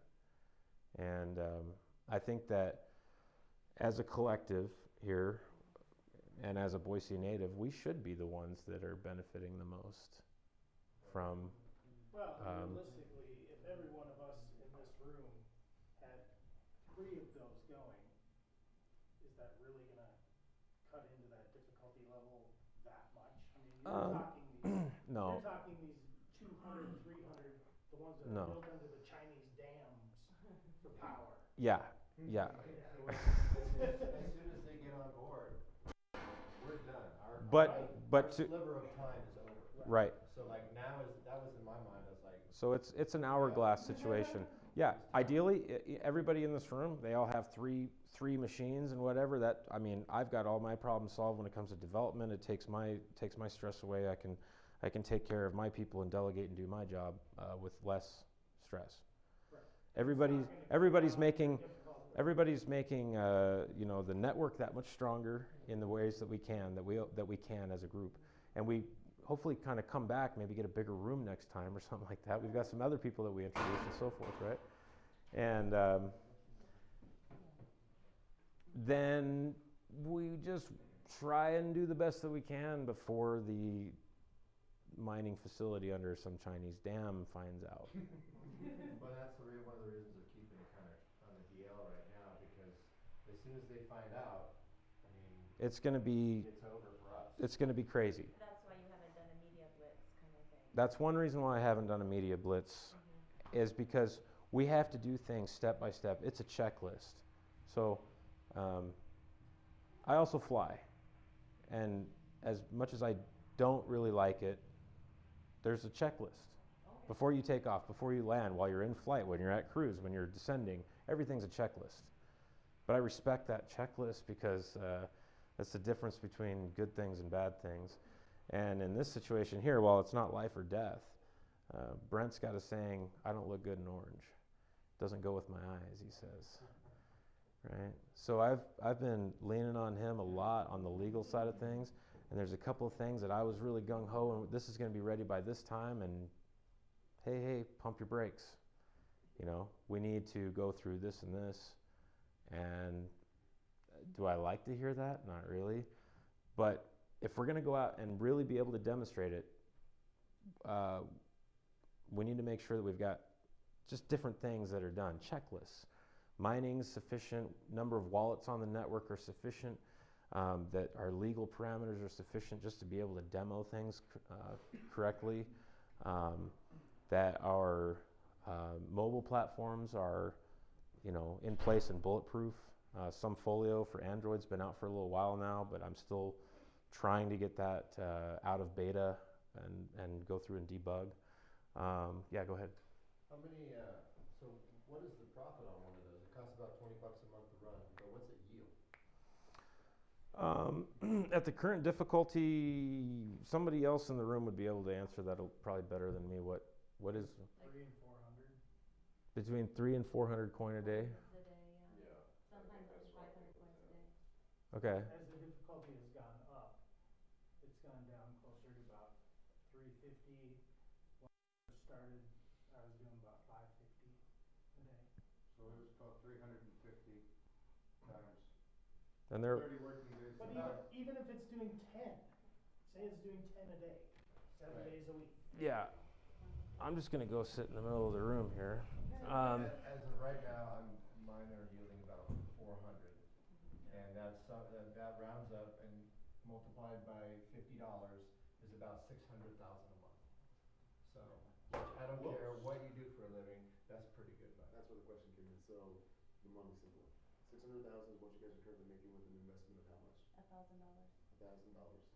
And so since this is small potatoes right now, this room essentially, your family is currently making about $600,000 a month right now with the individuals in this room.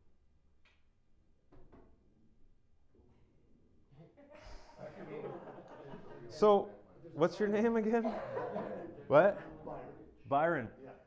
Dude, that was the best. That was the best, easiest. Yeah. But there is a time limit, because as soon as the miners find out, we don't get the goodies anymore. That's fine. This room is literally your family, a couple of in-laws, it sounds like, and tight-knit, very close. We're all friends. family.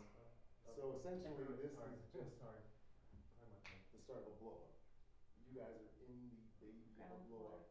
You found it, you made it, and it's here right now. And Anton's ground floor. Cool. I'm probably his third floor. Well, you know? so with that, 500 floor hotel. Yeah, there I've had some people that have asked me. Below the 10th floor, so. I've had some people that have asked me. They said, so why me, or why this, or why should I get involved? And sounds too good to be true. Is it a Ponzi scheme? I've heard so many different things. Well, no, like, And so just the other day, my buddy does e-commerce, right? So Uh-huh. he's selling those stupid laser pens that look like lightsabers. In the matter of a week, he made $75,000. And this is just a kid local, doesn't work, spent 5 hours building a website, he freaking knows how to work Facebook, he knows Yeah. CPMs, and hit it. yeah, You did it. So you've done 2 years investing your time, your labor, got it all figured out, gave it to your family, test drove it, got the legal guy, did all the groundwork doing that. Got So Anton. now you're just Well- gonna go.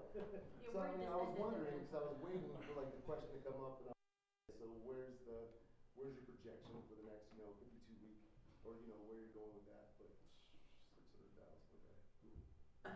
That's Basically, in the next 2 hours, a year. you're covered. That's pretty good money. I'll take the $22. So here's the other component to that, right? So as I've shared, this is a work in progress. No, There are people in this room who've been around a little bit longer, and they've watched some things, and it's not because I'm trying to miss deadlines or projections. There are some third parties that I'm reliant upon, and they are a little bit slower than what I was hoping for at times. But I mean, I'm working at this thing day and night. I've been pretty much 18 hours a day for 2 years. So I do appreciate you pointing that out and seeing that. It's been a hell of a lot of work. Is everybody going to be able to take and liquidate 600 grand or whatever the figures are that we're talking about right now? No. And I do not want that to be anything that anybody misunderstands. There are still some additional systems that need to be put in place, and we are very, very close. There was a press release that went out last November, I think, and there was a question that was asked to me about when would initial liquidity become present, and I said I believe that in Q1, so this quarter of this year, and right at Valentine's Day, General Bytes comes out and says, we love Sumcoin so much that we're not only going to help you implement it on our dime from our team, from the CEO of the guy that made the Trezor wallet, right, that founded General Bytes, but we're also going to put it out there and use it as an example of how a coin should be done, because there are certain things right, and we're going to fast track this for you, and we're going to put you out there, and that was just a huge blessing for me. Even the You know. answer right now, just simply hold on to it as a bond. In the mindset, just simply right now, it's currently a bond. You invest in it, it's a 2-year. I think it's a good way to set something, plant a seed. You know, if you believe in the future of crypto and you understand what the function of some coin is, and that you believe in what I'm doing, and that I'm, you know, me and my team are going to be around, then I think it could be a good option for people. Even if we were apprehensive or whatnot, $1,000 in an investment when probably people go ahead and spend that in a matter of 2 or 3 years on lottery tickets or, you know, trying to buy penny stocks. What's $1,000? You know, if you literally are making $7.25 an hour, you go ahead and you factor in that you're working 40-hour work week, $7.25, you're making what? 1,200? I don't know what. $1,200 a month. Well, there is, you know, you are paying power for that, and that's another good thing to bring up too, is that people who obtain coins that are mined, this is done through what's called proof of work. So you are expending energy to unlock these coins, right? Just like, I mean, you didn't spend much energy if you were in the early days in the gold rush in California, because you were, you know, 100 calories to walk across the, you know, and you're seeing gold nuggets that you're picking up, big ones. You know, later then you started to need horses and equipment and other things, and now you're going after dust. Well, yeah, and the smart guys were selling the equipment. You need to go dig for gold, you could just sell shovels to the But people that want to go dig for the gold. But I've got an opportunity for both, because I not only made the gold, but I'm giving you guys a chance to go out there and say, hey, I want to pick up some nuggets, you know, and before. 600,000 at $50. So JP said they're bringing something. I mean, Well, remember, as soon as the market cap grows, man, there's just start adding there's zeros. there's $40 trillion that's offshored right now. That if what was our figure that we came up with? If 25%, 10 trillion of that was to come back. $4,000 some coin. And But you know, think of it this way too. So you're getting 400 now, difficulty raises. Say you're getting 10 coins a day. Yeah. 7 days a week. Well, that's still exceptional. I mean, That's $3,500 a week. that's That's 3,500 a week. $14,000 a month. Exactly. and I'd like to show you guys the visualization of what has been happening here in recent times with some coins. So this is the network hash rate, and it's been growing a lot. Like this is the type of power that can power a city, a small city, in terms of how much energy is being used collectively. And so if that's the hash rate, every 3 days, 3 hours and 39 minutes, which is equivalent to pi in days, it was kind of like my little thing, then we have a difficulty change. So this has been also growing exponentially. It was less than half as difficult to mine a coin just a month ago. And the network going bananas and the word spreading, and I'm not even marketing it, is kind of making me concerned that we need to get more people involved that are here, because I don't know where a lot of these other people are at. I can give you some idea of where they're at, but there's not quite as much. Somewhere. Yeah, So right. these other people that are outside of your kind of network, is it because it's an open source and they can go and set up Because their own machine and they can just make their own? they can, because it is open source, Yeah. it is Wild West. But it has to be a 100% public where it's not. Well, no. And I'm not saying, I was just wondering, that's how these people over in France or wherever are. Yeah. Because you're not flying over there and setting them up. No. They're obtaining cool No, but they're in their own device and they're contributing to that. But they are finding out about this. And so, curiously, I met this gentleman a couple of nights ago, right? Would you mind sharing how we met and how that? Yeah, I was just driving down Overland and I happened to, I was actually going to go to the Bitcoin ATM because I had seen it at the laundromat and I was like, I don't know, I was gonna buy a little bit of money on that, and I hadn't gotten it to work ever. So I drove past it, I was like, oh no, there's people there, I didn't really, it's kinda late. And so I went to the parts store on the way back, I about passed it again, and I pulled in there just like past the entrance right there. I walk in, I meet Ty, and he walks up to me, he's like, oh, the machine's not working. He's like, I don't have it up online, and he's like, I kinda just got it for testing, and from there, this man right here just blows my mind. Yeah, and I mean, we spent what, over an hour talking, probably? Oh, I don't know. You turned your truck off, and we were off to the tour. Yeah. Yeah. So, and I've been to meetings here with Bill before, and I think we just shared that common, interest, and we just got to talking and just went off from there. It was cool. So, what's your take on everything here? Because is we invited you to come, and you've been over there and you're quiet and everything. You haven't had a word to say. I'm curious if you're gonna have something profound that comes out of your mouth, like, yeah, because you were just a Bitcoin fan, right? Yeah, I'm following Ty's advice. I'm gonna ask him for every little bit of advice I can, and just do what he says.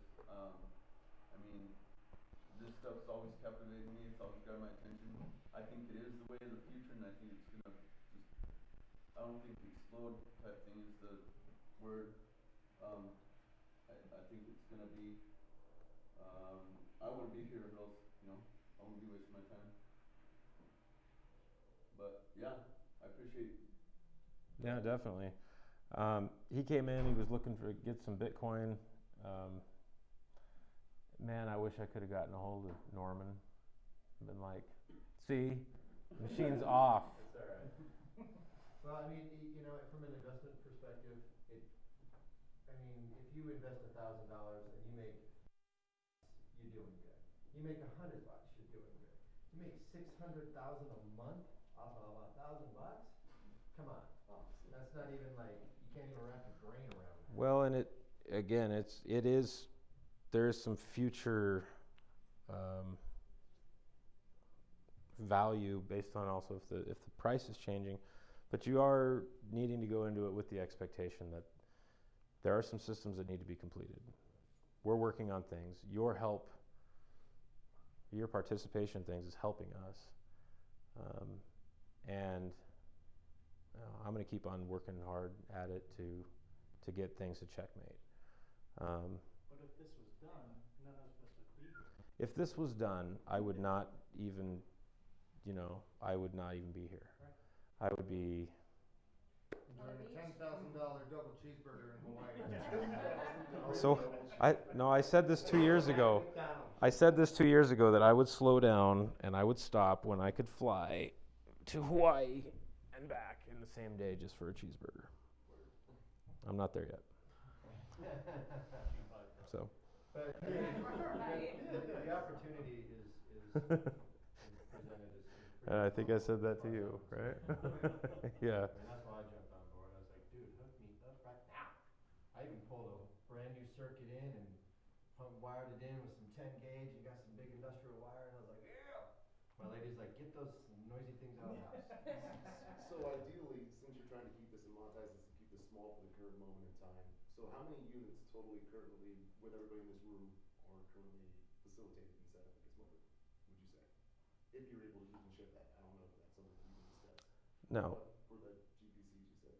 How many of these do I have available? No, like Or currently with How many are running now? room. How many referral machines are out there? I'm running a machine right now. He's running a machine right now. We have one.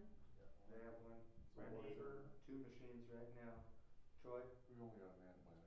I got a GPU running. Okay, he's running a GPU miner. So how many would you say? I got 4 on mine. Me, my dad, Your my neighbor. extended. Garrett's not. oh, right. So then there's 3 plus them, so there's 4. Garrett. Garrett's not present at that. So I'm gonna say less than 10 right now. So collectively, just in this room, Yeah. just the dude in the South Chinese Sea there, and then a couple people over there in Wells. Okay. Yeah, We don't know what they're running. Right. They could have, they could be a small farm or whatever. But as far as right now, the yield is good.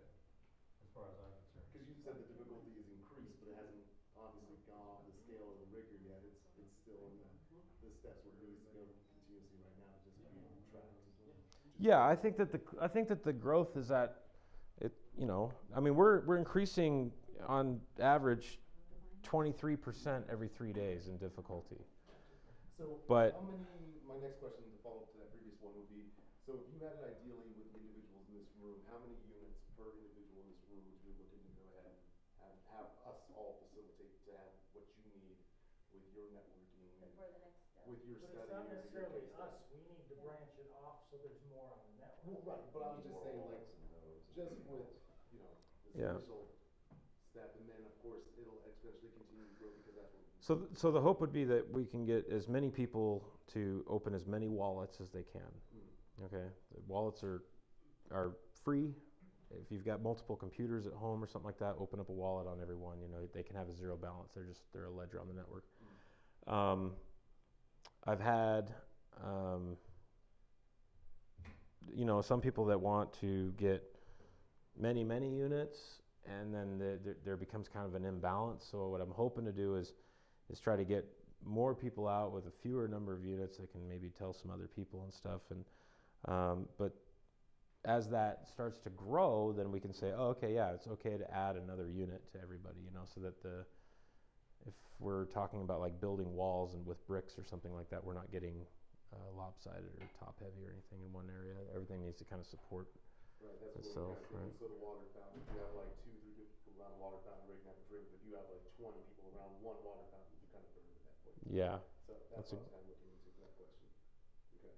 So I'm not sure if I did a great job of answering it though, but I've got about 60 units that I can find homes for, if I can find homes for them.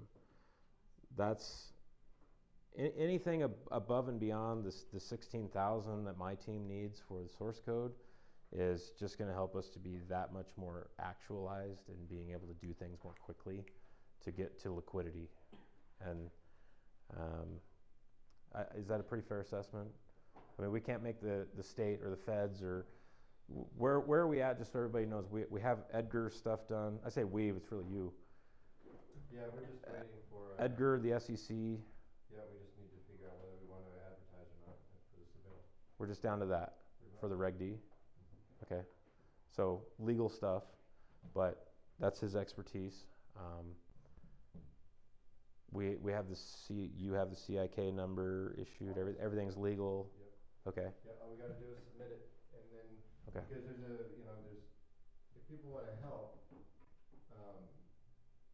if we register one way, then we can only use what's called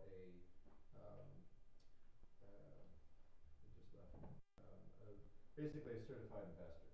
So they have to have a certain net worth, Accredited. have a certain amount of money they make every year, and then we can advertise. Or we can file where we don't advertise, but we can have up to 30 non-accredited investors. That's the word, non-accredited, which means they don't have to have that value. They can be Joe Blow off the street that's got 50K and wants to throw 20 at us. You know, so we haven't filed it yet because we're not quite sure how we want to file it. Either way, I can have unlimited accredited investors. Right. But to have anything under an accredited investor net worth, we have to file a certain way. So with these last 24-hour calls, you guys are really kind of verifying which route and direction is you want to go then. yeah, because And that's really Brent's thing on that, because I'm arm's length because I'm the developer and I'm with the core development team. once we go So- public though, and tell everybody about it, it's our mining capability will most likely drop because I think you sent me something We'll be the other day. toast. We'll be toast. Because right now we're one of the hottest mined coins out there. Isn't that what you said me the other day? It is. Actually, we've been on the hot list for 3 weeks now, which just blew me away. It's crazy.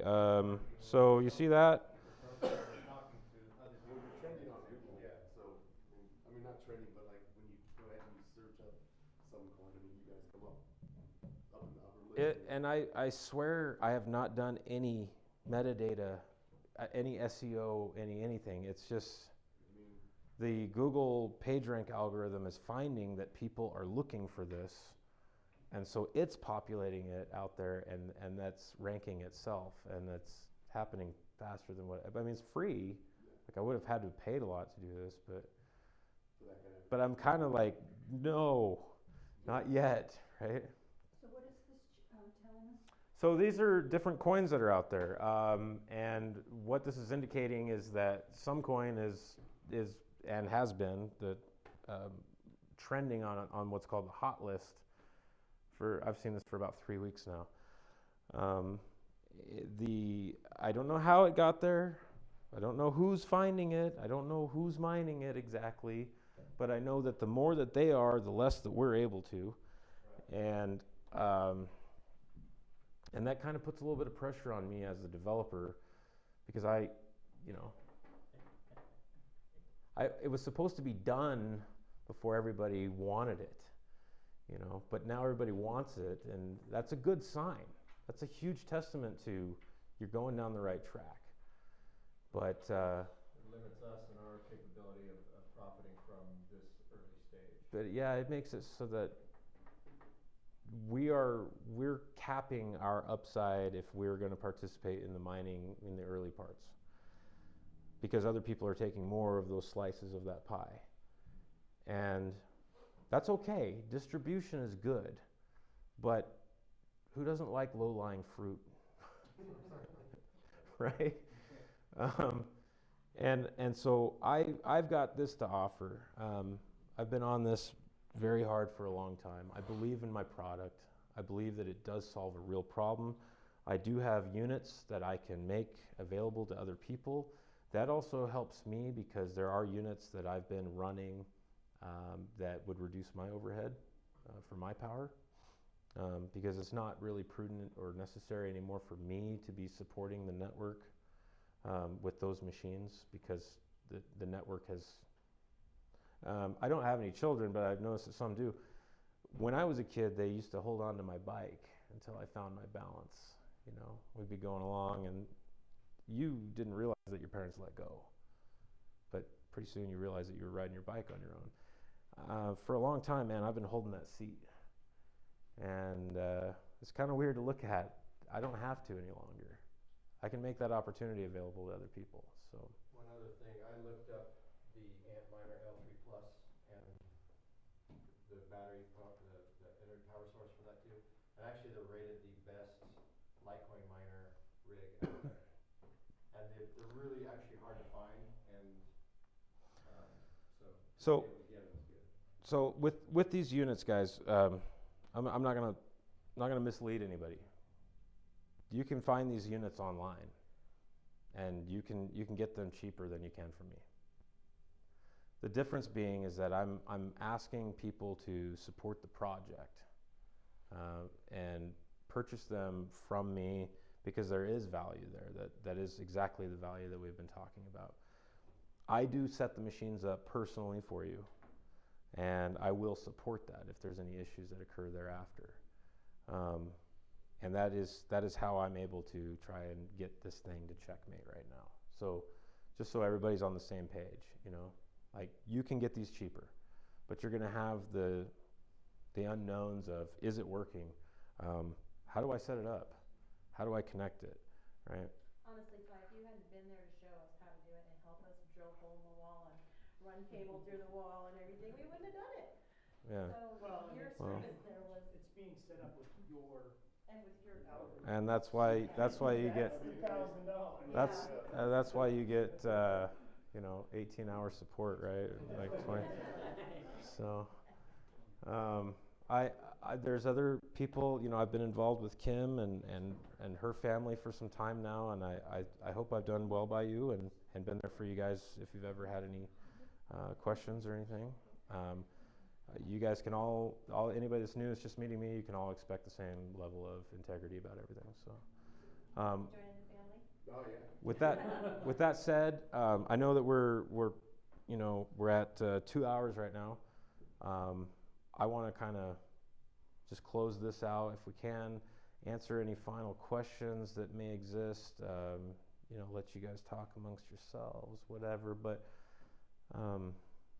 I will talk, and I will not shut up. So you have to, can I tell a fun story about you, Dan? Sure, why not? I want to hear this. This is the first time I've ever called him Dan. when I thought his name was Linus for the longest time because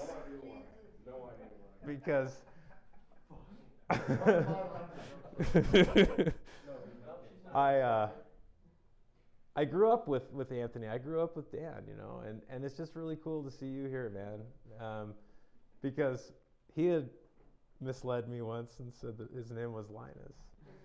And so today, Anthony says, yeah, Dan's going to come. And I said, who's Dan? He says, Linus. I said, why don't you just use his name then?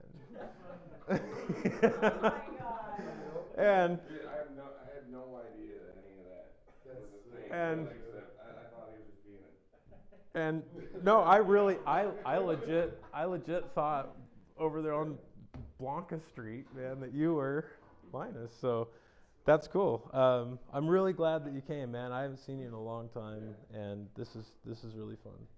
So, what kind of other questions would anybody have? I mean, have we done a pretty good like 5,000 foot view of things and let you get your feet wet a little bit on, you know, how it works? And there's another component here I'll leave you with, is that you do need a wallet. There are certain things about that wallet for passwords, PIN numbers, things like that. You have to treat that as though that's the one copy of the key to your house that you're ever going to have. So, because you are the bank. And then you need to save that, and you need to put that in a safe place. So, if I can, you know, borrow your prop here. Yeah, well, it's not a prop, but it is mine now. There's really two things that a person needs: a thumb drive and a notepad. And you need to keep that in a safe place, preferably a fireproof safe if you have one, because that's your key to get back into things. Right? Yes. So once you have a wallet created, because things are stored on the blockchain and everybody's got a copy of it, this is the cool part. You can totally just like lose your computer, right? You could have infinite number of dollars worth of coin on a machine and your house burns up, but as long as you've got your backups, you go out, you get a new computer, you download the wallet, you restore from backup, and everybody else that's holding that copy of your information, but you're the only one with a key to, just gave you access back to everything that you had. So you have to be sure, absolutely sure, that when you're involved in this, that you are taking security seriously, because there is no support. If I help get you set up or something like that, I'm going to hound you about it, right? And I'm gonna be very candid with you that there's nothing that I can do to help you after this. If you lose this password, and it could be that one that, I'm never gonna forget, write it down. I don't care, I don't wanna hear it. Write it down, because it's your future that's on the line. So, right? Yeah. You need to make sure that you guys have that stuff safe. And a lot of people are unfamiliar with that, because we're used to being able to turn onto the back of the card, dial the 1-800 number, and say something's wrong. Yeah, and you don't have that ability. So that's something that everybody does need to know about, if you don't. I just had me put it on the thumb drive and then take the sticky note and wrap it around it with a rubber band and put it in the safe and forget about it. And then just turn it on every morning, watch, see how big it got. What'd you get last night? I got 400 coins. Oh my God, we're not the only ones that do that? It's kind of fun. Yeah. You know? It's been down at the bar in 6 months, so what the hell? I'm making money now. So with that, I'm going to work on a video. It's one of the next videos that I'm going to do on encrypting that and how to save it, depending on if you're on Windows or Mac. But it's pretty straightforward. You're just trying to find a data file, a data directory file, and then you're just moving that information to it. So usually a disk will show up as like D or F or E or something, and you're just moving that stuff over there. So actually do a YouTube video on how that's done. If anybody that's in this room is helping me and they need help with that, I will come to your house or I will do a remote session and make sure that you've got that stuff there. If you have any doubts about it, anybody, just call me. You should have my phone number. So. But we can definitely take a look at yours if you've got a question. I'll help you. But other people, When do you establish a password? When you do that download? there's an option after it's there to say encrypt wallet, and then it has some instructions there about how long it needs to be or some examples. You need to enter it twice. And We don't have a password yet? Charlie? a password's not required on a wallet, but it's highly encouraged. Paper. Oh, if you have a paper wallet, that's the most secure thing in the world. We don't have a password, right? Yeah. Well, there's going to be a private key associated with it, and that's how you unlock it. Is that there's that thing that says private? We're not supposed to have a password yet? We don't have one yet? Well, That's only for online. I can help you. I can help you with the online version, and More secure than anybody else. but as long as you have that paper safe, you're absolutely yeah. We call that cold storage. So yeah, yeah, buddy. So we'll tear this place down and. I have a question. Sure. We have a couple people who might be interested in getting servers, but they don't live near us. We have Well, I can ship one in things. Montana. Thanks, buddy.